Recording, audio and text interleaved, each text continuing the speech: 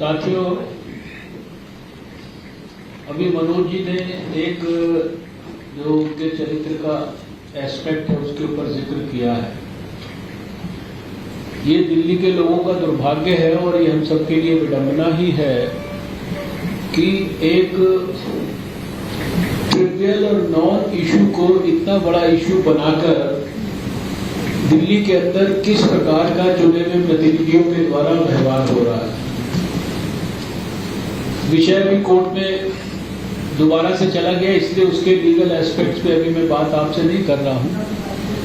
लेकिन लगभग 20 वर्ष दिल्ली की असेंबली में रहने के कारण मैंने दिल्ली में लगातार 4 मुख्यमंत्रियों को देखा, मदन लाल खुराना जी, साहेब सिंह जी, सुषमा स्वराज जी और शीला दीक्षित जी।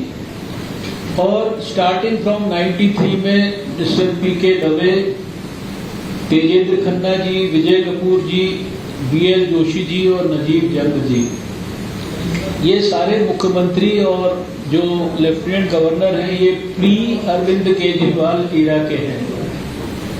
और 20 साल को मैंने बहुत अच्छी तरह से खंगाल के देखा, रिकॉल करने की सारी चीजें देखी।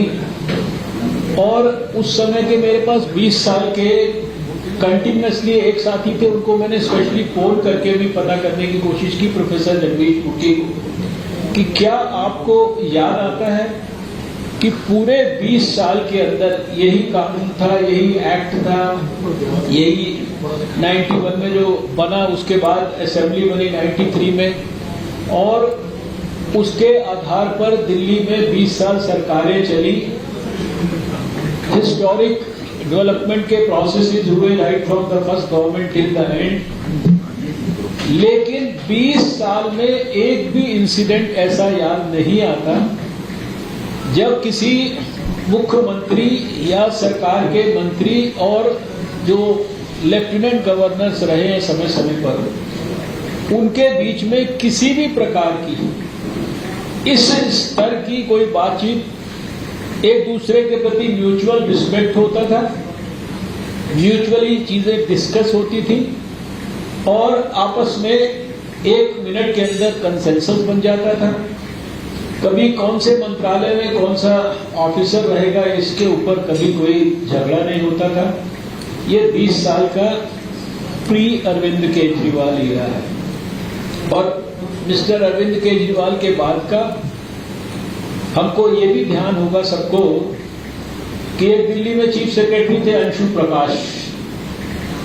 मैं उन अंशु प्रकाश जी के साथ मैंने भी भारत सरकार में काम किया, स्वर्गीय सुषमा स्वराज जी ने भी उनके साथ काम किया। बहुत ही योग्य कॉम्पिटेंट ऑफिसर थे और उनके साथ भी किस प्रकार का व्यवहार दिल्ली के अंदर इनके एमएलएज ने किया, इनके मुख्यमंत्री ने किया, वो हम सबको याद है। आज भी जो लोग उनको जानते हैं और आज के जो प्रेजेंट चीफ सेक्रेटरी हैं, ये एनडीएमसी के चेयरमैन भी रहे हैं। आप में से जो लोग भी उनको जानते होंगे, मिले होंगे, एक soft, sober, smiling, down to earth, I think one of the best characters in bureaucracy as a chief secretary Delhi के अंदर।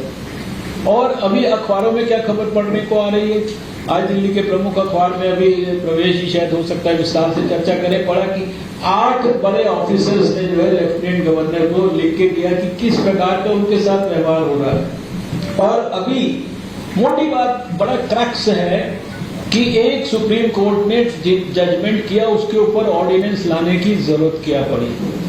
सुप्रीम कोर्ट का जजमेंट आते ही इस सरकार के मुखिया ने सबसे पहले क्या काम किया, उन अधिकारियों को जो कि सबसे ज्यादा भ्रष्टाचार के मसलों को इन्वेस्टिगेट कर रहे थे, टाइम बाउंड तरीके से उनको रिपोर्ट देने के लिए कहा गया था, उनको या तो हटाने के लिए प्रक्रिया शुरू कर दी या उनको उस जिम्मेदारी से मुक्त करने का काम शुरू कर दिया। और फिर एक नहीं, एक मंत्री कह रहा है कि चीफ सेक्रेटरी मुझे मारने की धमकी दे रहा है।